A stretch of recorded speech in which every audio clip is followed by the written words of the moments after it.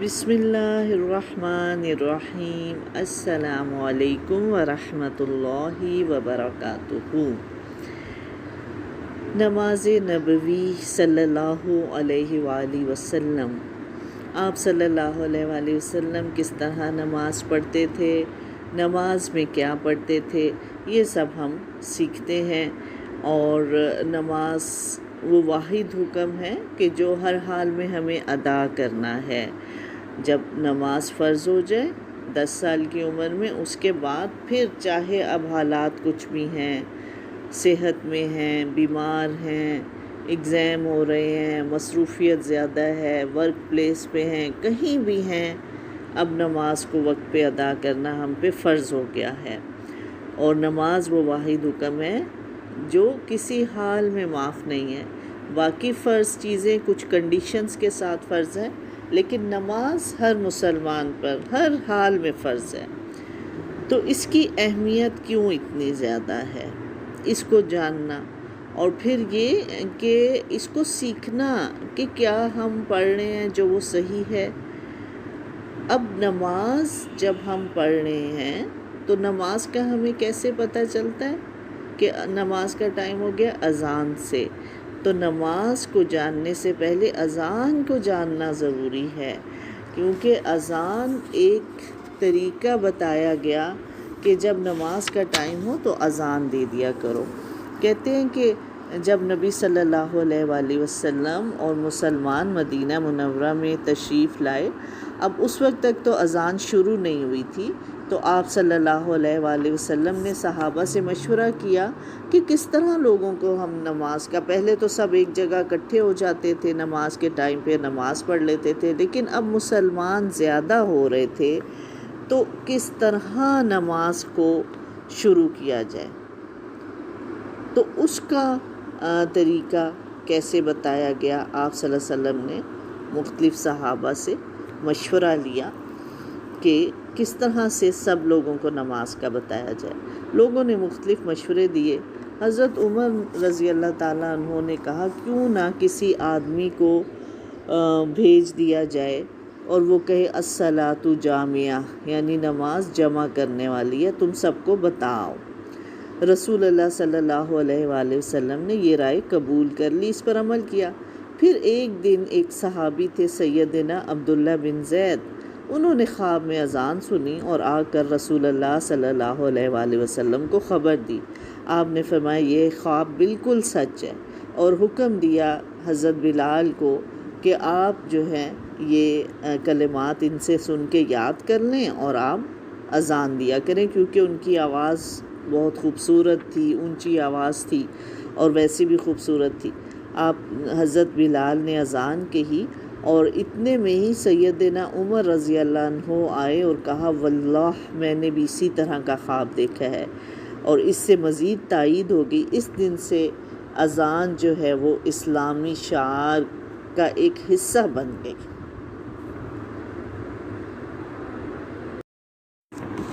اذان کو جاننا، اذان کو سیکھنا سب مسلمان کے لیے بہت ضروری ہے کہ ہر مسلمان کو پہلے تو اذان پڑھنی آئے، صحیح تلفظ کے ساتھ ہمیں اذان کو سیکھنا ہے۔ اور کیوں سیکھنا ہے؟ اس لیے کہ اذان دینے کا ثواب اتنا زیادہ ہے کہ حدیث میں آتا ہے اگر تمہیں اذان دینے کا اجر معلوم ہو جائے تو تم اذان دینے کے لیے قرآن اندازی کرو۔ یعنی ہر مسلمان یہ چاہے کہ میں اذان دوں، اور پھر ظاہر ہے کہ کون اذان دے گا، اس کے لیے پھر سلیکشن کرنی پڑے گی، قرآن اندازی کرنی پڑے گی۔ تو اسی طرح سیدنا ابی سعید خدری سے روایت ہے کہ رسول اللہ صلی اللہ علیہ وآلہ وسلم نے فرمایا مؤذن کی آواز جنات، انسان اور جو بھی چیز سنتی ہے وہ قیامت کے دن اس کے لیے گواہی دے گی۔ سیدنا معاویہ سے روایت ہے کہ میں نے رسول اللہ صلی اللہ علیہ وآلہ وسلم سے سنا قیامت کے دن اذان دینے والوں کی گردنیں تمام لوگوں سے لمبی ہوں گی، یعنی کہ اللہ کا نام بلند کرنے کی وجہ سے وہ لوگ بہت نمایاں ہوں گے، اچھے اونچے درجے پہ انہیں بٹھایا جائے گا کہ یہ وہ لوگ ہیں جو اذان دیتے تھے۔ تو اذان کا دینے کا شوق ہر مسلمان کے اندر ہونا چاہیے، ہر لڑکے کو، تمام بوائز کو، مردوں کو سیکھنی ہے اذان، پڑھنی آنی چاہیے، دینی آنی چاہیے۔ اور پھر کیا گرلز کیا کریں گی؟ کیا وہ اذان نہیں سیکھیں گی؟ انہیں کوئی ثواب نہیں مل سکتا اس میں؟ نہیں، انہیں بھی مل سکتا ہے۔ وہ کیسے کہ حدیث میں آتا ہے جس نے بھی، چاہے کوئی مرد ہے چاہے کوئی عورت ہے، وہ غور سے جب مسلمان اذان کو سنتا ہے اور پھر وہی آواز کہے جو مؤذن کہے، تو جواب دینے والے کو بھی اتنا ہی ثواب ملتا ہے جتنا اذان دینے والے کو ملتا ہے۔ تو اس سے کیا پتہ چلا کہ تمام مسلمانوں کو، چاہے وہ مرد ہیں عورتیں ہیں، ایک تو اذان کو پڑھنا سیکھنا ہے، اذان دینی آنی چاہیے، اور پھر ظاہر ہے کہ ہر ایک کو تو اس کا موقع نہیں ملتا کہ وہ جا کر مسجد میں اذان دے۔ کوشش تو کرنی ہے، کوشش کے لیے، اسی کے لیے تو یہ سیکھ رہے ہیں، کوشش اسی کی ہے کہ چلیں جو بھی ہمارے بچے ہیں وہ اذان سیکھ لیں، پھر ہم جا کر مسجد میں کبھی بات کریں کہ ہمارا بچہ آج اذان دے دے، اس کی بھی ہم نے کوشش کرنی ہے۔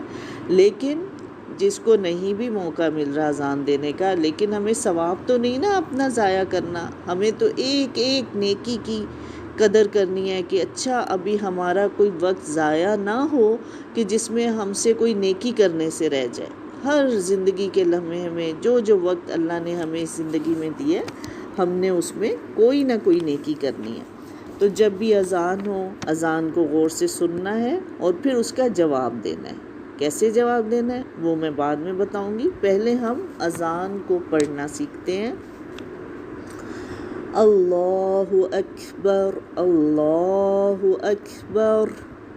اللہ اسم الجلالہ کے دونوں لام مخفم ہیں، موٹے پڑے جائیں گے۔ اللہ، ہو کے لیے ہون گول ہوں گے، پیش کے لیے اکبر، حمزہ باریک اور کاف پہ ساکن ہے تو اکبر، را پہ ہم وقف کر رہے ہیں اور را موٹا یہاں پڑا جائے گا۔ آگے بھی وہی ہے، اللہ اکبر، اللہ اکبر، اشہد ان لا الہ الا اللہ،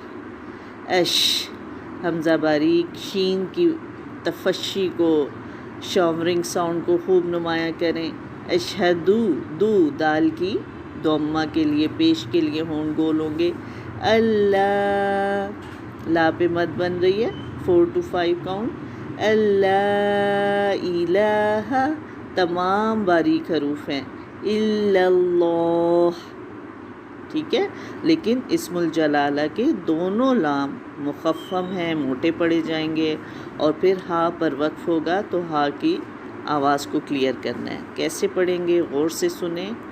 اشہد ان لا الہ الا اللہ، اشہد ان محمد رسول اللہ، پھر وہی لفظ ہے اشہد، ہم پہلے سیکھ چکے ہیں، دال کے لیے ہون گول کریں۔ ان، نون پہ غنہ ہو رہا ہے۔ محمد، محمد پہ میم پہ ہو رہا ہے غنہ۔ دا رسول اللہ، ادغام ہو رہا ہے تو اس لیے دال کو مکمل طور پہ ہم را کے ساتھ ملائیں گے۔ محمد رسول اللہ، تنوین کی آواز بالکل مرج ہو گئی را میں۔ رسو، سو کے لیے سین پیش واو، سو کے لیے ہون بالکل گول ہوں گے، لام کی دوما کے لیے ہون گول ہوں گے، اور اسم الجلالہ کے دونوں لام مخفم یعنی موٹے پڑے جائیں گے، ہا پہ وقف ہو رہا ہے۔ کیسے؟ غور سے سنیں۔ اشہد ان محمد رسول اللہ، حی علی الصلاح، حی وسط الحلق والا ہا اور یا پہ شد ہے تو جماؤں کے ساتھ، حی علی الصلاح، عین کے مخرج پہ جائیں اور پھر صاد کی صفیر کو، وسلنگ کو واضح کرنا ہے۔ صلاح، تا پر ہا بنا کے وقف کیا جائے گا۔ کیسے پڑھنا ہے غور سے سنیے۔ حی علی الصلاح، حی علی الفلاح، حیا وہی لفظ ہے، علل عین کے مخرج پہ جائیں، علل فلاح تو فا کا مخرج دانت نیچے والے ہونٹ پہ لگیں، اور پھر فلاح ہا پہ وقف کر رہے ہیں تو ہا کے مخرج پہ جا کے وقف کرنا ہے۔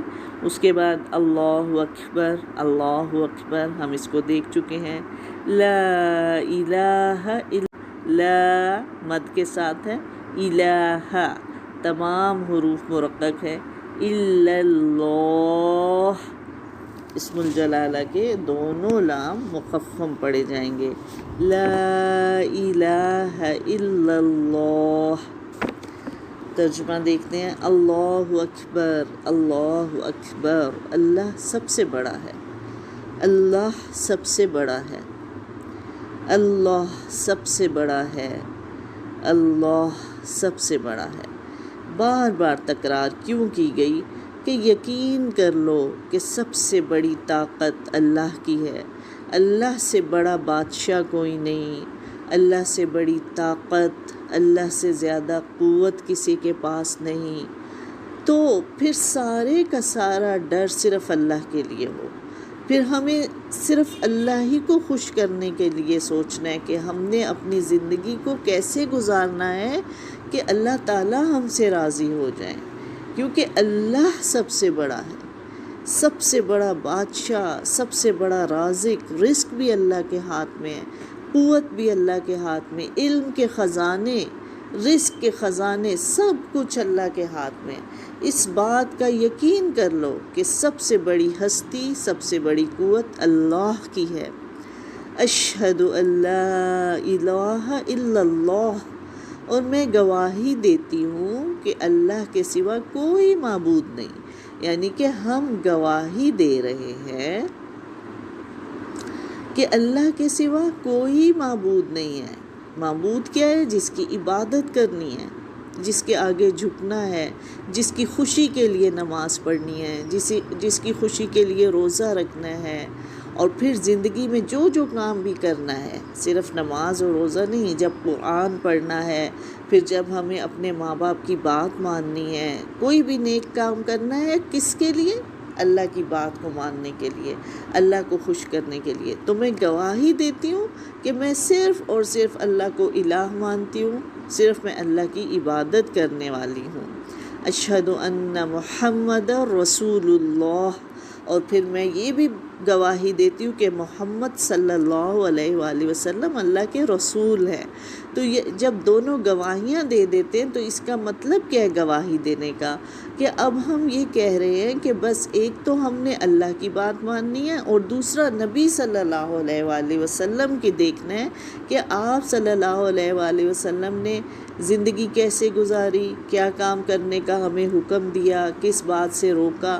تو یہ بات ہے کہ پھر ہم محمد صلی اللہ علیہ وآلہ وسلم کو جب اپنا نبی مانتے ہیں تو پھر ہم نے ان کی زندگی کے متعلق جاننا ہے، انہوں نے کیا باتیں کی، کس طرح کام کیے، کیا ان کی سنتیں ہیں، یہ سب جاننا بھی ہمارے لیے ضروری ہو گیا۔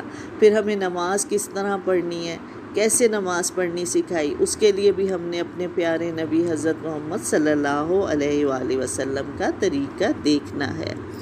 حی علی الصلاح، نماز کی طرف آؤ، حی علی الصلاح، نماز کی طرف آؤ۔ بار بار کہا جا رہا ہے کہ دیکھو نماز کی طرف آؤ، 2 دفعہ کہا گیا کہ اب الرٹ ہو جاؤ کہ نماز کا ٹائم آ گیا ہے۔ حی علی الفلاح، کامیابی کی طرف آؤ۔ کیوں نماز کو اب پتہ چلا کہ اللہ تعالیٰ نے اس ایک حکم کو ہمارے لیے کیوں فرض کر دیا؟ ہر حال کیونکہ ہر انسان کو ہر سچویشن میں کہیں نہ کہیں کامیابی کی ضرورت ہے، دنیا کی زندگی میں بھی پلس آخرت کی زندگی، کیونکہ ہم مسلمان ہیں اور ہمارا کیا ایمان ہے کہ یہ تو دنیا کی زندگی ہے، یہاں سے ہم گزار کے چلے جائیں گے، پھر دوبارہ ہم زندہ کیے جائیں گے اور وہاں ایک اور زندگی ہوگی جو ہمیشہ کی زندگی ہوگی۔ تو ہمیں اس کی کامیابی کی بھی فکر کرنی ہے، اور ظاہر ہے دنیا کی بھی جو کام ہم کر رہے ہیں اس میں بھی ہمیں آبویسلی کامیابی چاہیے، ہر انسان کامیابی چاہتا ہے۔ تو دنیا اور آخرت دونوں کی کامیابی نماز کے بغیر نہیں ہو سکتی۔ یہ اس لیے بتایا کہ دیکھو نماز کی طرف کیوں آؤ، اس کی وجہ آگے بتائی، کامیابی کی طرف آؤ۔ اگر تم کامیابی چاہتے ہو تو پھر تم نماز کی طرف آؤ۔ کون کامیابی نہیں چاہتا؟ ہم سب سکسیسفل ہونا چاہتے ہیں۔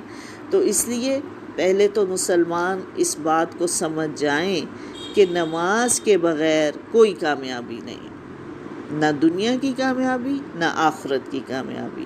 اس کے بعد پھر یاد دلایا، ریمائنڈ کروا دیا، اللہ اکبر اللہ اکبر، اللہ سب سے بڑا ہے۔ یہ بات یاد رکھنا کہ اللہ سے بڑی طاقت، اللہ سے بڑا بادشاہ کوئی بھی نہیں ہے۔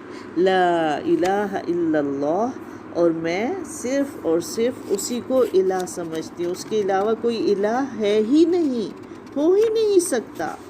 تو یہ جو لا ہے یہ بہت شدت کے، لا الہ، لا کے بعد جب اگلے اسم پر الہ زبر آ رہی ہے تو اس کا مطلب ہے کہ اس میں بہت شدت ہے، کہ یہ بات ہی ناممکن ہے کہ تم سمجھو کہ کوئی اور الہ ہو سکتا ہے۔ نہیں، اللہ کے سوا کوئی الہ ہو ہی نہیں سکتا۔ تو یہ تو ہے اذان، اس کو ہم نے یاد کر لینا ہے، ٹھیک ہے۔ اب اذان کا جواب کیا ہے، اس کے لیے بھی ہم ایک حدیث سن لیتے ہیں تاکہ ہر بات سب کو بالکل کلیئر سمجھ میں آ جائے۔ سیدنا عمر رضی اللہ تعالیٰ عنہ سے روایت ہے کہ رسول اللہ صلی اللہ علیہ وآلہ وسلم نے فرمایا، جب مؤذن کہے اللہ اکبر اللہ اکبر، پس تم بھی کہو اللہ اکبر اللہ اکبر۔ پھر جب مؤذن کہے اشہد ان لا الہ الا اللہ، تم بھی کہو اشہد ان لا الہ الا اللہ۔ پھر جب مؤذن کہے اشہد ان محمد رسول اللہ، تو تم بھی کہو اشہد ان محمد رسول اللہ۔ پھر جب مؤذن کہے حی علی الصلاۃ، تو تم کہو لا حول ولا قوۃ الا باللہ۔ پھر جب مؤذن کہے حی علی الفلاح، تو تم کہو لا حول ولا قوۃ الا باللہ۔ پھر جب مؤذن کہے اللہ اکبر، تم بھی یہی کہو۔ اور پھر جب مؤذن کہے لا الہ الا اللہ، تو تم بھی کہو لا الہ الا اللہ۔ آگے کہا، جو شخص سچے دل سے مؤذن کے کلمات کا جواب دے گا تو اس جواب کی برکت سے جنت میں داخل ہو جائے گا۔ تو یہ طریقہ سکھا دیا گیا اذان کا۔ ہم نے آج اذان کو سمجھا، اس کی اہمیت کو سمجھا، اس کا جواب کیسے دینا ہے اس کو سمجھا، کہ وہی الفاظ کہنے ہیں جو مؤذن کہیں گے۔ ہاں، حی علی الصلاۃ اور حی علی الفلاح جب آتا ہے تو لا حول ولا قوۃ الا باللہ یہ کہنا ہے۔ تو امید ہے آج کا لیسن سب کی سمجھ میں آج کیا ہوگا۔ آج ہم نے کیا کرنا ہے سب نے، کہ اذان کو سیکھنا ہے، اس کو پڑھنا سیکھنا ہے، اور پھر جب بھی اذان ہو اس کا جواب دینا ہے۔ وآخر دعوانا ان الحمد للہ رب العالمین۔